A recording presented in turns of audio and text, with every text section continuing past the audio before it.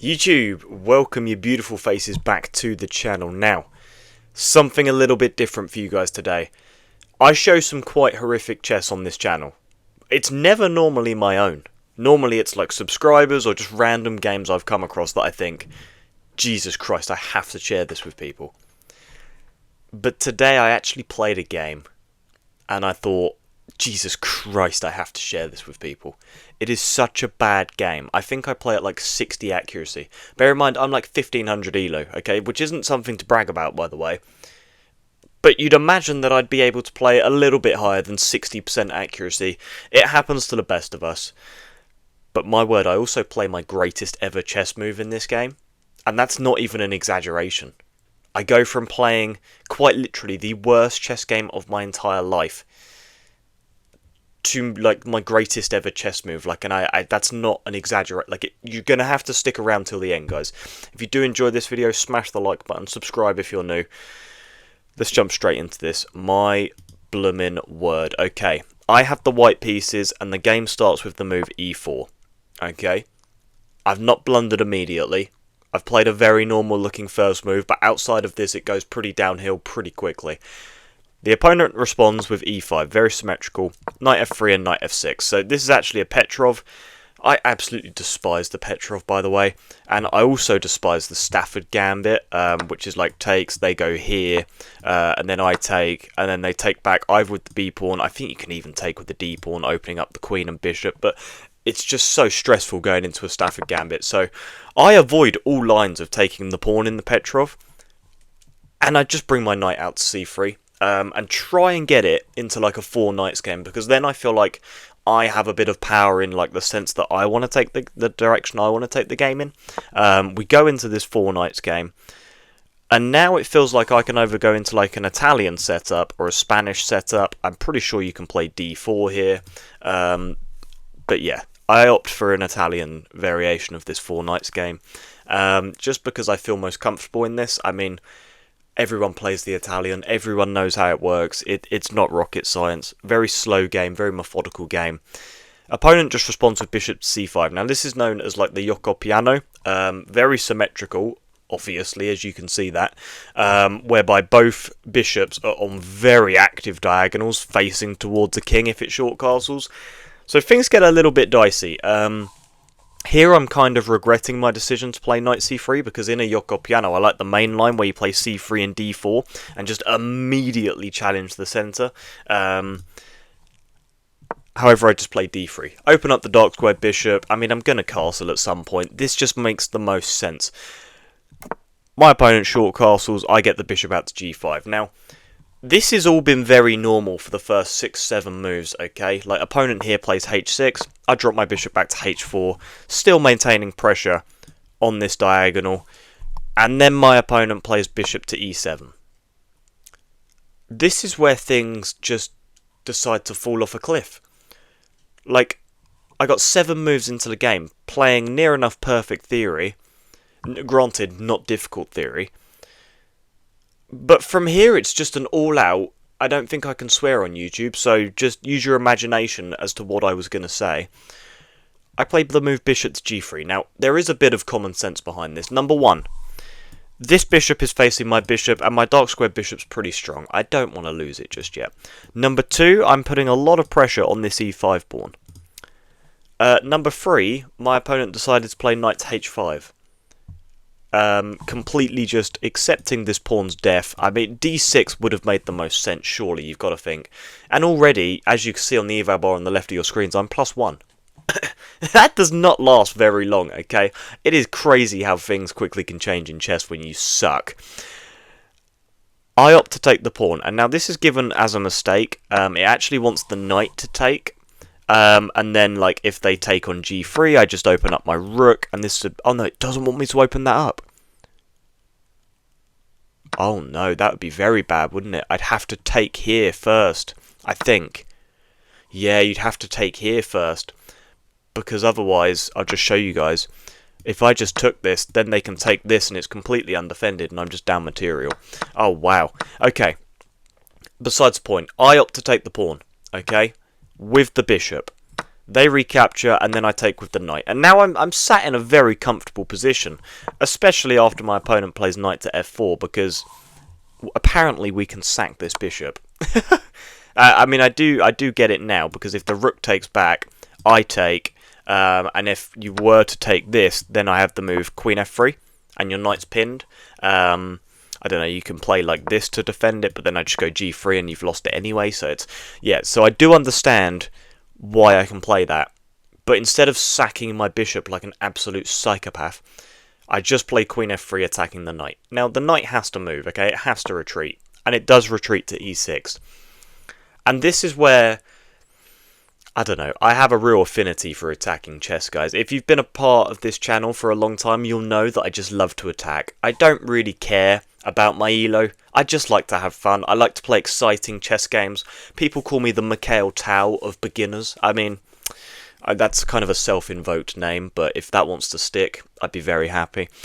I opt for long casting here, which is just a huge mistake, because now, like, they can just play d6, opening up the light squared bishop, also kicking my knight back, and it's just a very uncomfortable position for me, especially because my opponent is going to have huge amounts of pressure on these dark squares, which my king is currently situated on. But my idea is basically just to start lashing out with my G and H pawns, and, like, bring the rooks over. The queen's already over here, ready to attack. My opponent plays c6. At the time, I sort of took this as them preparing the move d5. So c6 didn't overly concern me. I just played d4. I thought, you know what, I can take some space here, why not? It's given as an inaccuracy, and the eval is now completely even. Not ideal. Opponent responds with b5, kicking my bishop back. It actually wants me just to take on e6. But the reason I didn't go for that is because I kind of felt like my bishop is a bit more valuable than this knight. I mean, that might have been a bit stupid of me, but this is a very active diagonal, especially long term. And this knight isn't really going anywhere, so I just kind of thought, I'm just going to retreat. I'll just drop back. Opponent plays bishop to b4. Now, apparently, I have knight e2 here. Why? I don't know. I couldn't tell you how this is a mistake. I just played d5.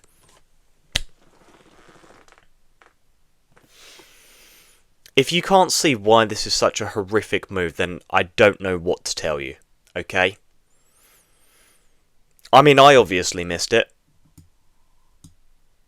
But queen g5, hitting me with a check, and also attacking my knight is absolutely crushing. Luckily, my opponent wasn't in the mood to play good chess either. And they play knight c5. I mean, great. I will take that all day long. I mean, here it wants king b1, which I guess makes a lot of sense, but I didn't see that, and I just took this pawn. My logic was, oh, well, they just can't recapture, because then they lose their queen. I mean, I wasn't looking at anything else. Opponent takes the bishop. Here I can play king b1 and be completely winning, but who the hell is going to play king b1? Who the hell is doing that? I, of course, recapture this knight, which is a huge mistake. It's so bad, oh my god. Opponent, of course, gives this check now, forking the king and the knight. Absolutely catastrophic for my winning chances. I have to play king b1. I mean, I could have played queen e3, but I still lose the knight anyway, so what's the point? They take the knight. I then take the pawn. Bishop has to move. I feel like I still have some winning chances here, okay? The game is so imbalanced. Material is completely equal, because I'm actually yet to lose a pawn. My opponent's up a piece, but I'm up 3 pawns, so do the maths. It is equal, but my opponent's activity is absolutely crushing, and like the rooks are going to come join the party at some stage, and it's just going to be overwhelming.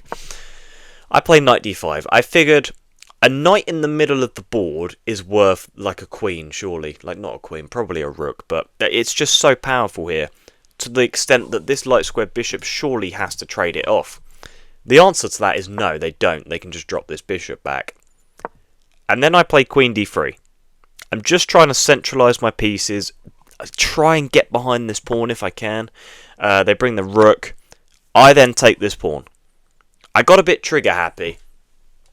And I'm now up material. And I'm also threatening some pretty weird, like, discovered checks potentially at some stage. Obviously not right now, because you can just take. But, you know, there's some weird stuff going on. And there's some winning chances. This bishop's being hit like an absolute truck. Queen e4 check. I go into the corner. I mean, here they just have bishop takes on d5. And it's like, I don't understand why this is so crushing, actually. What does it want? What? Wants this to gain a tempo on my queen. Can I then not just play here? What's wrong with queen a5? What? Oh, I give up control of this. I see. I see. So you're eventually going to be able to win this pawn back. What about queen c6, though? Then what? Oh, I guess you can just play here. Oh, okay. So I eventually have to lose control of the pawn. That's a bit annoying. Okay. Missed that completely, but so did my opponent. Jolly good. I then bring my rook over to hit this queen. And somehow, some way, our activity is now a lot better than my opponent's. I mean, make it make sense. I don't understand. We are about to see some absolutely brilliant chess moves, okay? Opponent plays a6. I mean, this is just really, really bad.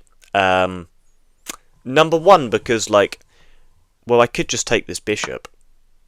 And, like, when they recapture, I can then take their queen. And I'm now actually just up material.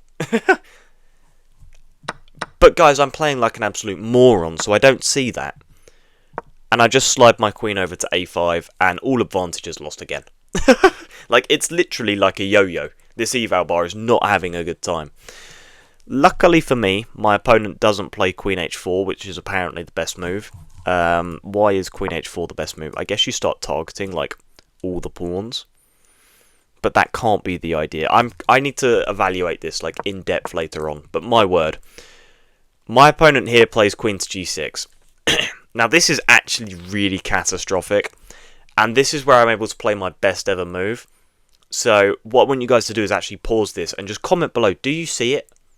Like, do you see the move? It's absolutely mind-bogglingly insane. If you said this move, queen takes on d8, then, number one, you're a genius. I actually just want to turn on move classification on the board, just so you guys can see. Brilliant move. I mean, it just looks more exciting like this, doesn't it? That just looks, mwah, chef's kiss. Now, obviously, I'm just completely hanging a queen. They're just going to recapture with the rook, and now they're just up a queen, which is terrifying, in all honesty. But I now go on an absolute rampage of playing, like, GM-level chess. And it starts with rook e8 check. Now, obviously, they can just block with the bishop, is what you're probably thinking. But that would be really, really bad. And I had actually calculated this. They block with the bishop, which they did play. I have knight e7. Forking the king and the queen. And the bishop can't take because of the rook pin. And if your rook takes my rook, I promote. And if you take this pawn, I recapture because there's no back rank mate. Like, it's just insane. It's just actually insane. This is like the greatest chess I've ever played. King goes to h7. And now I just start taking things. Starts with the queen. For some reason here, they opted to take this pawn. But now I just take the bishop, and they resign. Because I obviously fork the king and queen. The king and queen, the king and the rook, sorry. The king has to come back down. So I have a discovered check here. And it's just absolutely crushing. I'm up so much material here. It's unbelievable. And it all starts with the move queen takes on d8. Just completely giving up my queen and saying, I'm going to have so much material at the end of this. Like, let's say hypothetically they didn't play bishop f8. Even if you just play king h7, I just take the rook. Like, I just take the rook. It's like, there's nothing you can do. And if you just take here, then I probably have this check on h8. Is that what... Yeah, that's what the engine wants. And if you take, I make a queen. And, like, you're going to have to go here. And then I'm just going to take the bishop on d5. And I'm still up 4 points of material after this exchange. I might be a chess god, guys. If you enjoyed this video, smash that like button and subscribe. I'm going to see you guys in the next one. Goodbye.